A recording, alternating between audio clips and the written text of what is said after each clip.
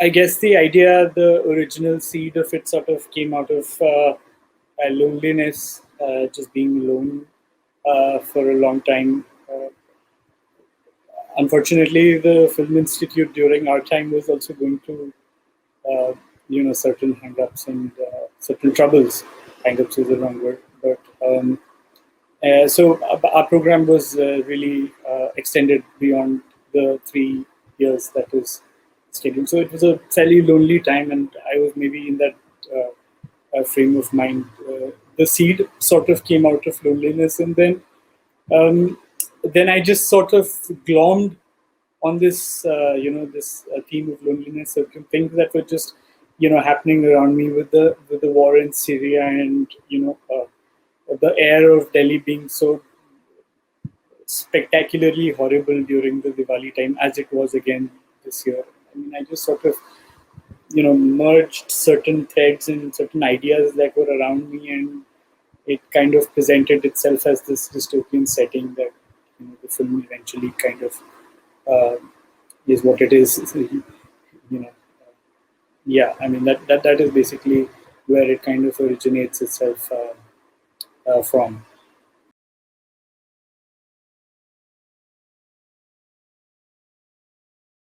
It is in that sense. The control aspect of it is sort of how do I say, more in fiction in comparison to non-fiction in that sense, but that also equally makes it challenging because you're creating that world, from every line, the every texture that you're looking into it. And we shot this film completely in the studio, during heavy peak monsoon time in Pune. So I mean, the feel of the film is very dry and stuff like that. While it was the complete contrast all around us in Pune. So I mean, while yes, it is sort of more fulfilling, I would say, with respect to control than non-fiction. I think the task also sort of becomes more challenging because you're creating the world for yourself. And I guess in regards to collaborators and people who work tirelessly and effortlessly for your film, I think that one has been I don't know, but I guess it's an energy that you kind of keep in a group, or some kind of a communal energy that you maintain, because everyone is just trying to do their best and give their best for the film. And you're just as a director or as a maker, you're just sort of navigating everyone who's actually there to help you realize your vision. So I mean, while it is, I think, fairly humbling that so many people decide to find your vision worthy of collaboration and giving their best, I think it's also the kind of energy that you set from the beginning of the project, which brings in people, like-minded people who want to do something.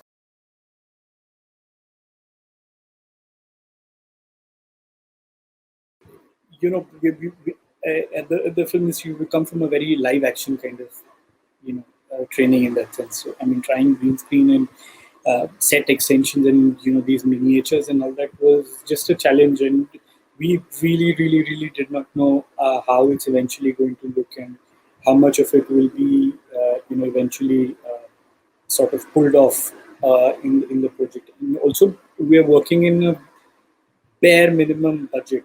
Like student films don't have any budget as such. So I mean, we were working against all constraints, but somehow they just kind of pieced together, uh,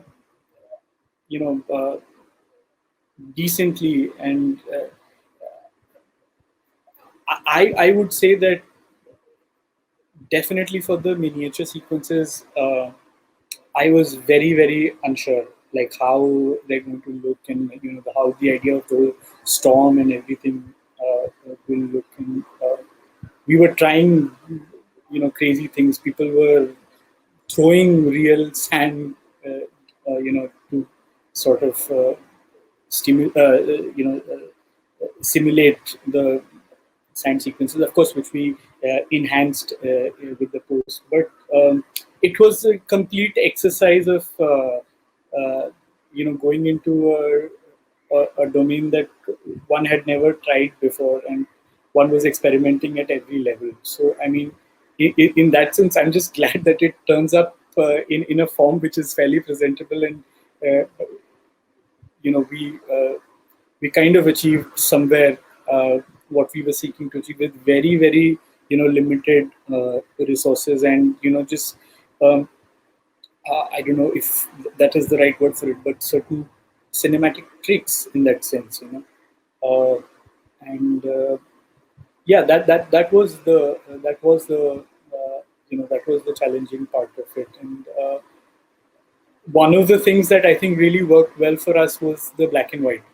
While the film was definitely conceived in black and white, and I was itching to do, something which is sort of, uh, you know, artistically black and white, because one knew that after this one will enter a industry space, and maybe these kind of experiments shall not uh, be one will have luxury to sort of undertake. But I think what really worked with the black and white is that uh, the VFX and the addition in the post became easier.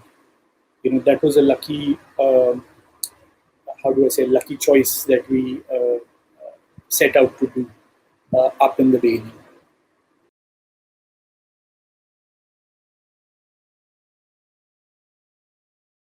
Apart from like a personal preference that I don't like dialogues so much. I don't like, like very verbosy kind of films.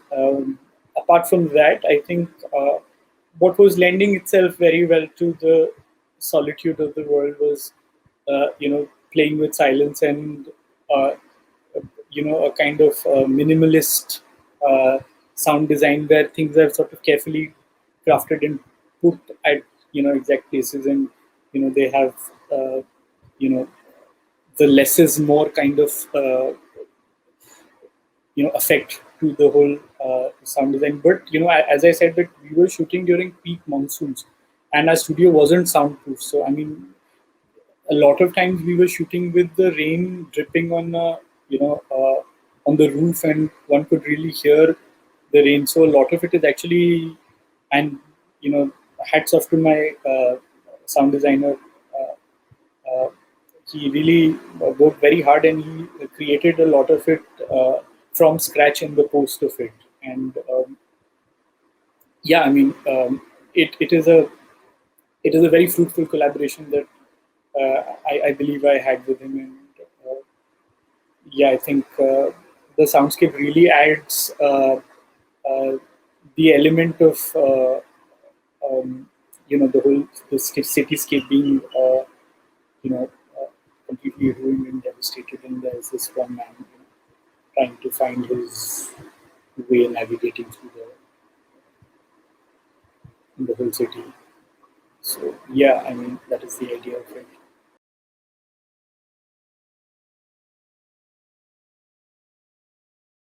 My personal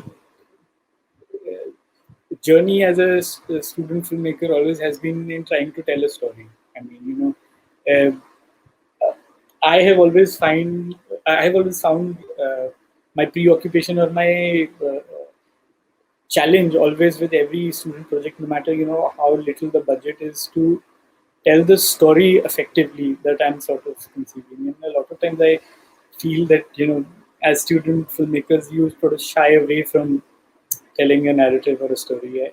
I think that is an exercise worthy of practice or exploration for student filmmakers. The idea that within this limited duration, within this limited footage, within these limited days, within this very limited money, try to just tell a story as effectively as you can. I think that is something of an advice that comes to my mind that I can give to student filmmakers in that sense. Yeah, and the idea that narratives, telling a narrative or exploring a narrative is also equally experimental in that sense. That there is a challenge in trying to tell a story effectively. It is not the run of the mill, exercise. There is decent amount of sweat and bone, and I don't know, sleepless nights that go in trying to figure out a form and a language that most effectively you can conceive for a story. So I mean that, I guess, is the advice of sorts that I can give to young student filmmakers. Yeah.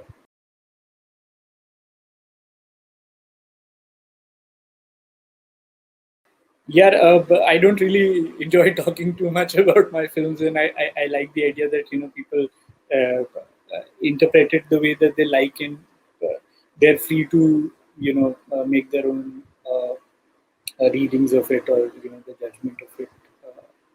So I would like to let the film speak in that sense, than to uh,